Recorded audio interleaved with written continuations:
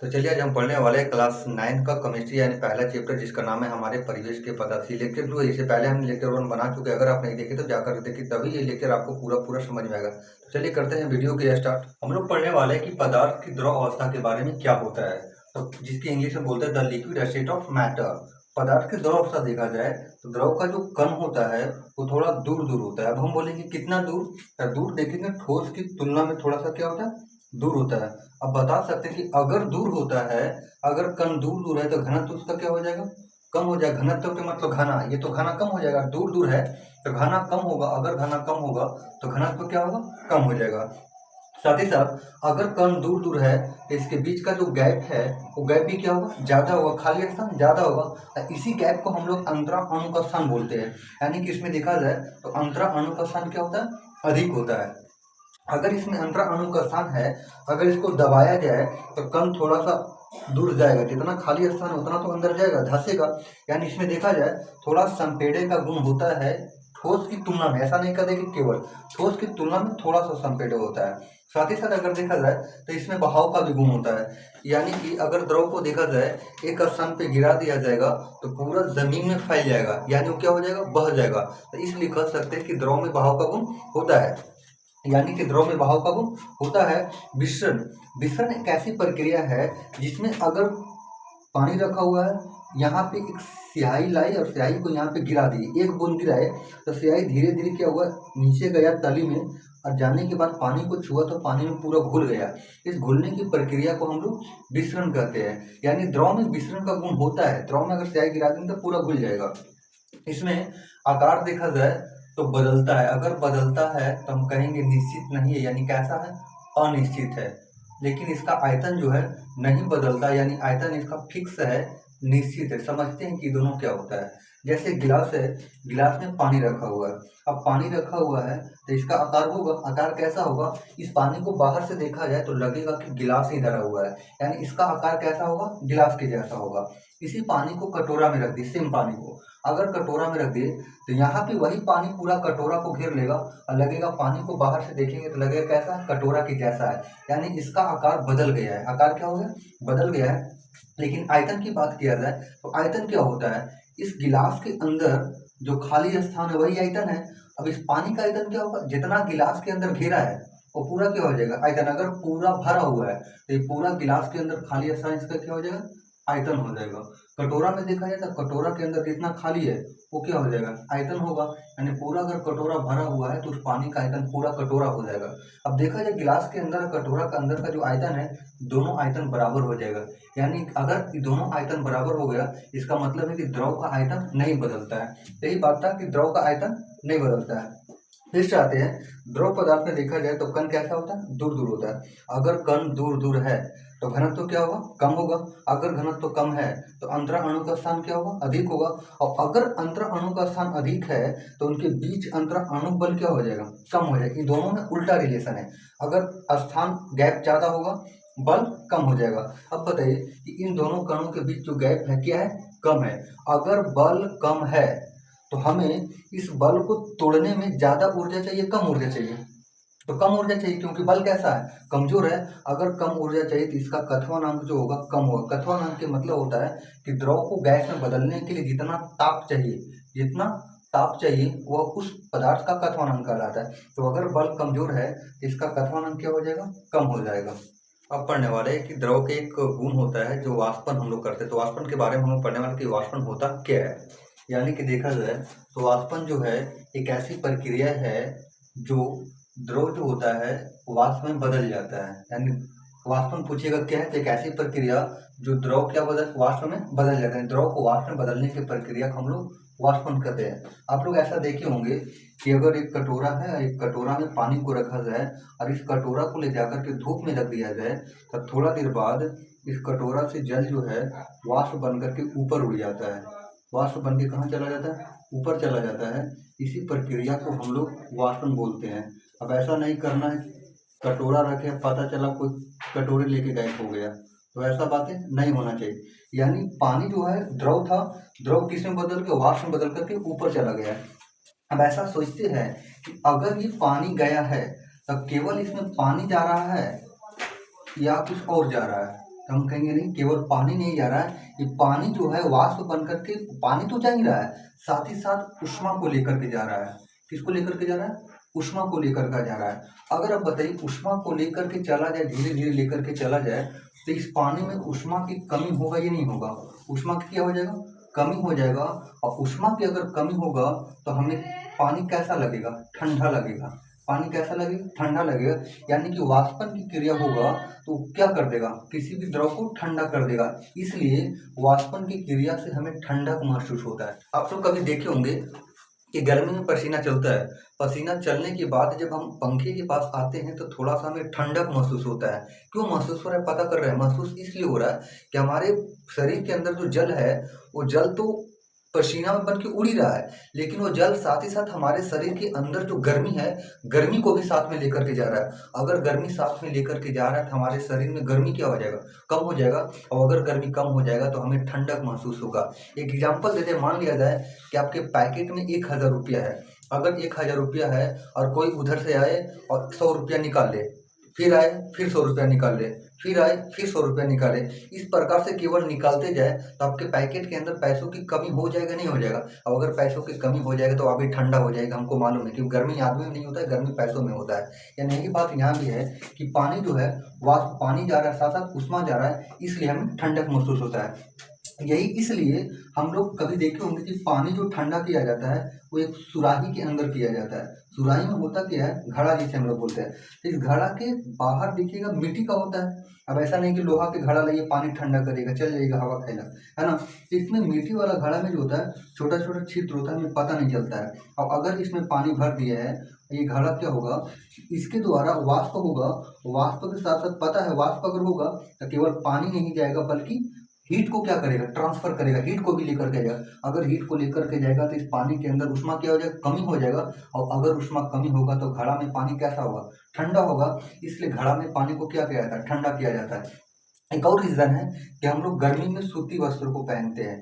गर्मी में कैसा वस्त्र? सफेद वस्त्र को पहनते हैं। क्यों पहनते हैं? सफेद वस्त्र को इसलिए पहना जाता है ताकि सफेद वस्त्र जो है ये ऊष्मा को रखना ही नहीं चाहता, भेज देता है बाहर। इसलिए अगर ऊष्मा को बाहर भेजेगा, हमारे शरीर का जो गर्मी है धीरे धीरे क्या होगा? बाहर निकलेगा। अगर बाहर निकलेगा तो हमें ठंडक महसूस होगा। अगर काला कपड़ा पहन लिए तो उस काला कपड़ा कहता है कि हम जाने नहीं देंगे, हम रख ले रहेंगे। अगर ऊष्मा को रखते जाए तो हमारे शरीर के चारों ओर हीट पूरा हो जाएगा। हीट अगर ज़्यादा हो गया तो शरीर गर्म हो जाएगा और आपको गर्मी महसूस होगा। इसलिए गर्मियों के दिनों में सूती वस्त्र पहनना चाहिए। तो ये था वाष्पन की प्रक्रिया के बारे में। अब देखा जाए कि वाष्पन को प्रभावित करने वाला कारण कौन कौन सा है। तो पहला कारण है द्रव की प्रकृति। द्रव की नेचर बताता है कि नेचर कैसा है। अगर द्रव का कथनांक कम होगा तो उसका वाष्पन क्या होगा? ज़्यादा होगा। कथनांक कम होगा तो वाष्पन क्या होगा? ज़्यादा होगा। जैसे बात किया जाए कि जल का कथनांक कितना है? 100 डिग्री सेल्सियस है और ईथर का कथनांक 34 डिग्री सेल्सियस है। दोनों को हम गर्म कर रहे हैं, जल्दी कौन उड़ेगा? पता होगा जल्दी ईथर उड़ जाएगा। क्यों? जब तक ये 100 जाएगा, यहाँ पे ईथर रखा हुआ है और यहाँ पे जल रखा हुआ है, दोनों ईथर और जल है। जब तक ये 100 पहुँचेगा, ये 34 में उड़ के बाहर हो जाएगा। यानी कि द्रव की प्रकृति पे डिपेंड करता है। कथनांक जिसका कम होगा वो जल्दी वाष्पन हो जाएगा। दूसरा है द्रव के ताप पर भी निर्भर करता है। अगर आप टेम्परेचर ज़्यादा दे रहे हैं, पता चला पानी का कथनांक 100 है, 100 से आप ज़्यादा दे रहे हैं, 120 दे रहे हैं, तो वाष्पन क्या होगा? जल्दी होगा। यानी अगर ताप बढ़ाइएगा तो वाष्पन में क्या होगा? जल्दी होगा। और ताप कम करिएगा तो वाष्पन कम होगा। ईथर का तापमान कथनांक 34 है। अब पता चले कि 100 डिग्री सेल्सियस एकदम बोझिले है इधर के, अगर 100 डिग्री सेल्सियस दे दिया तो ईथर क्या होगा? जल्दी वाष्पन होगा। यानी दूसरा है कि द्रव की प्रकृति पे डिपेंड करता है। तापमान ज़्यादा होगा तो वाष्पन भी ज़्यादा होगा। तीसरा है द्रव के क्षेत्रफल पे डिपेंड करता है। अगर क्षेत्रफल ज़्यादा है, मान लिया जाए कि इस पानी को कटोरा में ना दिया जाए बल्कि एक थाली में दिया जाए। अगर थाली में दिया जाएगा तो इस सतह क्या हो जाएगा? ज़्यादा हो जाएगा। और सतह ज़्यादा हो जाएगा तो वाष्पन ज़्यादा जगह से निकलेगा, पूरा थाली से निकलेगा। यानी सतह अगर ज़्यादा होगा तो वाष्पन की प्रक्रिया भी क्या होगा? ज़्यादा होगा। पता चले एक गिलास में दीजिए पानी को वाष्पन होने के लिए, बहुत लेट होगा। इसलिए हम लोग ऐसा भी करते हैं, जब कपड़ा सुखाते हैं तो कपड़ा को फैला के देते हैं। मोड़ के दीजिएगा तो उसका क्षेत्रफल क्या हो जाएगा? कम हो जाएगा। अगर क्षेत्रफल कम हो जाएगा तो वाष्पन उतना तेज नहीं होगा। अगर वाष्पन तेज नहीं होगा तो कपड़ा जल्दी सूखेगा नहीं, इसलिए तो गमछी लेकर के ऐसे उड़ाते रहते हैं, है ना। अगर फैलाइएगा तो क्षेत्रफल क्या होगा, ज़्यादा हो जाएगा, और अगर क्षेत्रफल ज़्यादा होगा तो वाष्पन ज़्यादा होगा। तो तीसरा प्रोसेस ये है।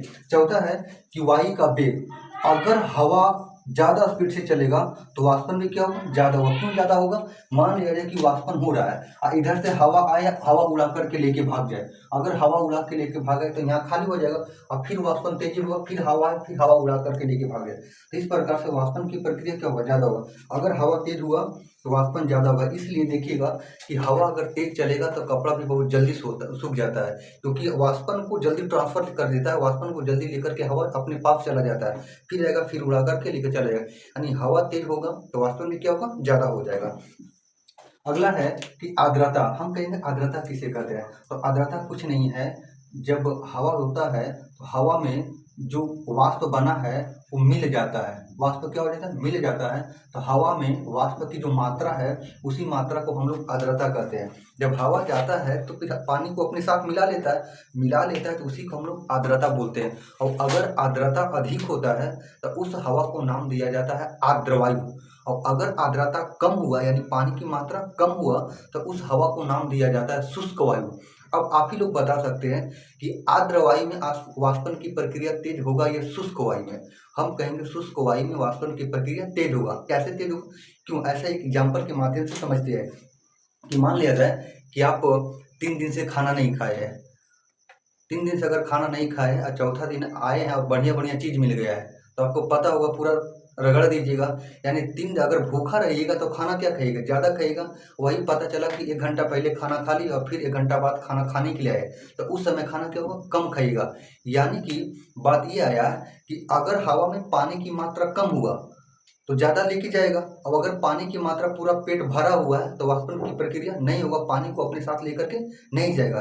यानी अगर शुष्क वायु हुआ तो वाष्पन तेजी होगा, और अगर आर्द्र वायु हुआ तो वाष्पन तेजी से नहीं होगा, थोड़ा सा समय लग जाएगा वाष्पन की प्रक्रिया में। तो ये था पांचवा कारक कि उसको कौन सा प्रभावित करता है। अब पढ़ने वाले हैं कि कथवानांक पर दाब का क्या प्रभाव पड़ता है। यानी कि कथवानांक अगर दाब को बढ़ा दिया जाए तो कथवानांक क्या हो जाएगा। मान लिया जाए कि गिलास में पानी रखा हुआ है और पानी को हमें इस गिलास को वाष्प बनाने के लिए 100 डिग्री सेल्सियस चाहिए। ये कब चाहिए, मान लिया जाए कि जब हवा का दाब कितना लगे, 100 लगे। हवा बाहर से क्या हो रहा है, दबा रहा है। यानी कि जब दाब 100 लगेगा तो हमको पता है कि उसका कथवानांक कितना हो जाएगा, 100 डिग्री सेल्सियस हो जाएगा। लेकिन अगर आप बताइए कि अगर इसका दाब बढ़ जाए यानी ऊपर से दबाने वाला और आ जाए, अगर दबाने वाला और आ जाएगा तो ये वाष्पन भागेगा, नहीं भागेगा, नहीं भाग पाएगा, क्योंकि क्या करेगा, दबाएगा। अगर नहीं भागेगा तो इसे ऊपर जाने के लिए क्या चाहिए, इसे ऊर्जा चाहिए। क्या चाहिए, ऊर्जा चाहिए। और ऊर्जा मिलेगा कहाँ से, तो इसको तापमान को क्या करना पड़ेगा, बढ़ाना पड़ेगा। यानी कि अगर ताप बढ़ा दिया जाए तो ये जो पानी है वाष्प करने के लिए 100 डिग्री सेल्सियस से क्या चाहिए, अधिक देना पड़ेगा। 100 दीजिएगा तो नहीं बढ़। जैसे में बात किया जाए कि आपके पास एनर्जी है और आपके बाहर से एक लड़का धक्का दे रहा है, दाब लगा रहा है। आपके पास इतना एनर्जी है कि उस लड़का को धकेल के पार हो जाएगा, लेकिन पता चला कि उधर से 4 गो और धकेल ले। अगर 4 गो और धक्का देगा तो अब जो इतना एनर्जी में पहले जा रहे थे उससे आपको एनर्जी क्या करना पड़ेगा, बढ़ाना पड़ेगा। यानी अगर दाब बढ़ा है तो एनर्जी क्या करना पड़ेगा, बढ़ाना पड़ेगा। उसी प्रकार से यहाँ भी है कि अगर दाब बढ़ा है तो पानी को वाष्प करने के लिए एनर्जी बढ़ाना पड़ेगा। एनर्जी तभी बढ़ेगा जब उसका टेम्परेचर को क्या करना पड़ेगा, बढ़ाना पड़ेगा। यानी सीधा सा मतलब हुआ है कि दाब बढ़ेगा तो कथवानांक भी क्या हो जाएगा, बढ़ जाएगा। अब बात यहाँ है कि एग्जाम्पल होता है कि जब हम लोग पर्वत पे जाते हैं तो खाना बनाने में कठिनाइयाँ होता है। कठिनाई होने का रीज़न क्या है कि अगर पर्वत पे जाएंगे, जैसे जैसे ऊपर जाएंगे तो हवा को नीचे छोड़ते जाते हैं, जैसा कि हवा को साथ लेके नहीं जाते हैं। अगर हवा को नीचे छोड़ के जाएंगे तो हवा की कमी होगा, और हवा की कमी होगा तो हवा का दाब क्या हो जाएगा, कम हो जाएगा। हवा का दाब क्या हो जाएगा, कम हो जाएगा। और अभी जानते हैं कि अगर दाब बढ़ेगा तो कथवानांक ज़्यादा हो जाएगा। तो उसी का उल्टा करेंगे, अगर दाब हटा दिया जाए तो कथवानांक क्या हो जाएगा, घट जाएगा। अब जैसे जैसे ऊपर जाएंगे तो दाब क्या हो जाएगा, घट जाएगा। और अगर दाब घटेगा तो इसका कथवानांक भी क्या हो जाएगा, घट जाएगा। कथवानांक क्या हो जाएगा, घट जाएगा। और कथवानांक घटेगा तो होगा क्या कि खाना बनाएगा तो खाना बनाने में समस्या होगा। कैसे समस्या हो जाएगा, तो कथवानांक किसका घट रहा है, द्रव का घट रहा है। अब मान लिया जाए कि आप चावल बना रहे हैं या आलू दिए हैं सीझने के लिए। अगर आलू को सीझने के लिए दिए हैं तो आलू को सीझने के लिए अलग तापमान चाहिए। मान लिया जाए कि आलू को सीझने के लिए 120 डिग्री सेल्सियस चाहिए या 100 चाहिए। अब पानी का टेम्परेचर करवाना कितना, 100 डिग्री सेल्सियस। लेकिन ऊपर जाएंगे तो दाब घट गया, और दाब घट गया तो कथनांक भी क्या हो जाएगा, घट जाएगा। यानी अब ये पानी जो 100 डिग्री पे सेल्सियस पे वाष्पित हो रहा था, अब ये 80 पे वाष्पित हो जाएगा। अगर 80 पे वाष्पित हो जाएगा तो पानी तो 80 पे उड़ जाएगा। लेकिन पता चला कि आलू कितना पे सीझेगा, 100 पे सीझेगा। पानी डालेंगे, पानी वाष्प होगा, आलू सीझेगा ही नहीं। यानी खाना बनाने में आपको तकलीफ होगा। चावल ऐसा ही है, चावल बनाइएगा, पानी पता चला पानी ऊपर उड़ के चला गया, चावल सीझा भी नहीं। यानी कि अगर पहाड़ पे जाइएगा तो खाना बनाने में आपको क्या होगा, कठिनाई होता है। यही रीजन से होता है। अब देखने वाले हैं कि अगर द्रव में कुछ अशुद्धि को मिला दिया जाए तो उसका कथवानांक पे क्या प्रभाव पड़ता है। तो अगर द्रव में अशुद्धि मिला देंगे तो उसका कथवानांक जो है बढ़ जाएगा। जैसे मान लिया जाए कि पानी था और पानी में आपने थोड़ा सा नमक मिला दिया। अब नमक मिला दिया तो पानी और नमक का जो मिश्रण बना है, उस मिश्रण को अगर उड़ाना है तो आपको 100 डिग्री सेल्सियस नहीं चाहिए, बल्कि 100 से क्या चाहिए, ज़्यादा चाहिए। क्यों ज़्यादा चाहिए, ज़्यादा इसलिए चाहिए कि पहले उसमें केवल पानी का कण था। अब अगर नमक मिला दिए हैं तो उसमें नमक का भी कण हो गया। अगर दोनों का कण हो गया तो कण का मात्रा क्या हो गया, ज़्यादा हो गया। और कण का मात्रा ज़्यादा हो गया तो उसे जाने के लिए, ऊपर जाने के लिए एनर्जी क्या चाहिए, ज़्यादा चाहिए। और एनर्जी ज़्यादा तभी मिलेगा जब उसका तापमान को क्या करना पड़ेगा, बढ़ाना पड़ेगा। यानी बात ये हुआ कि अगर द्रव में अशुद्धि मिला देंगे तो कथवानांक क्या हो जाए, बढ़ जाएगा। यानी कि एक द्रव है, ये पानी रखा हुआ है, पानी में हमने नमक को मिला दिया। नमक को मिला दिया तो नमक का भी कण हो जाएगा और पानी का भी कण हो जाएगा। अब इसे वाष्पन के लिए दोनों को कण उड़ाना पड़ेगा, और दोनों को कण उड़ने के लिए एनर्जी क्या चाहिए, ज़्यादा चाहिए। और ऊर्जा अगर ज़्यादा चाहिए तो ऊर्जा ज़्यादा आएगा कहाँ से, तापमान ज़्यादा देना पड़ेगा। और तापमान ज़्यादा होगा, इसका मतलब उसका कथवानांक क्या हो जाएगा, ज़्यादा हो जाएगा। तो ये था लेक्चर 2। अगर आपको ये वीडियो अच्छा लगा तो इस वीडियो को लाइक करें, और चैनल पे पहली बार है तो चैनल को सब्सक्राइब भी कर लें। मिलते हैं नेक्स्ट वीडियो में, तब तक देखने के लिए बहुत बहुत धन्यवाद।